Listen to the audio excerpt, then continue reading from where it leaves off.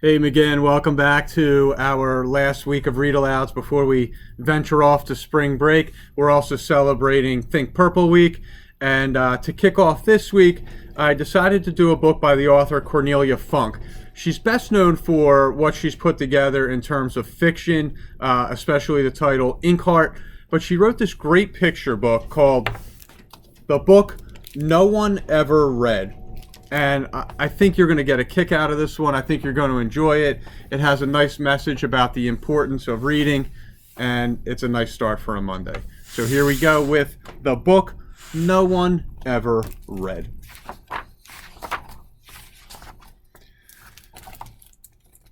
Every book longs to tell its story. From the moment they're bound, they wait for fingers to open them up. Do they? Well, books are as different as people. Some are adventurers and want many readers, while others have forgotten they once longed to tell their stories. The library Maury lived in was full of such books. Maury was only 5 years old. That is very young for a book. But he thought that 5 years are an awfully long time to just sit on a shelf. So one day, he pushed himself forward, just a few inches. "And where do you think you're going?" asked Victor. He was very proud of the gold on his spine. "Yes, what are you doing?" asked Jane. "But I'm bored," Maury exclaimed. "No one ever reads us." "Well, lucky us," exclaimed Nitschke from a shelf above. "No fingerprints on our pages, no cracks, no bent corners." "Yes," whispered Beatrix. "One hears terrible things. Books left open for days and days, weeks even," she went on and on. "Pages smeared with coffee and chocolate." The others moaned after each sentence. "Okay, that's terrible," said Maury. "But not as terrible as nothing happens, ever. I want fingerprints on my pages. I want to be read. Until I come apart." Oh, the moaning and rustling that filled the library. "Quiet, all of you," shouted Dumas, who claimed you could learn fencing just by reading him. "The young one is right. I would love to leave, but I am so old, I guess my spine would come off." "Leave?" asked Maury. "How?" "Well, why don't you jump?" Victor said.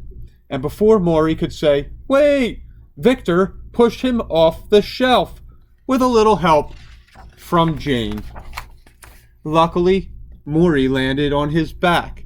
The other books stared down at him in horror. Well, actually, some of them looked quite pleased. And just when Maury got up, the woman who dusted their pages walked in. Maury gathered all his courage and slipped through the door. "Freedom!" Maury ran and ended up at the top of a huge staircase. He stepped closer when something furry jumped at him. Something furry with claws. And Maury fell. He fell down all the stairs. Oh, it hurt. He landed in front of 2 slippers, and suddenly there were fingers and eyes. The fingers were slightly sticky, but oh, it was wonderful. The fingers wrote a name on Maury's first page, and the eyes read all the words he'd kept for so long inside. And Maury was so happy. Boys and girls, I do want to read this last little part here. "In honor of all the authors on whose books I left fingerprints and read until their spines fell out, thank you, Maurice Sendak, Shel Silverstein, Arundhati Roy, Robert Louis Stevenson, Mark Twain, Sean Tan, Frank L. Baum, Victor Hugo, Jane Austen, Toni Morrison and Friedrich Nietzsche, Beatrix Potter, Alexander Dumas, Astrid Lindgren, Shakespeare, Hugh Lofting, Friedrich Schiller, George Eliot, and the many others who enchanted my life. So I love that the author at the end gives a little tip of the hat to the authors who influenced her. And boys and girls, just like the book says, books, if you pretend they're real, they want your fingerprints all over them. They want you turning their pages, even if they get a little crinkled. That's what books are there for you to enjoy and go on an adventure with. Have an awesome day, and I'll see you back with another Read Aloud tomorrow. Take care.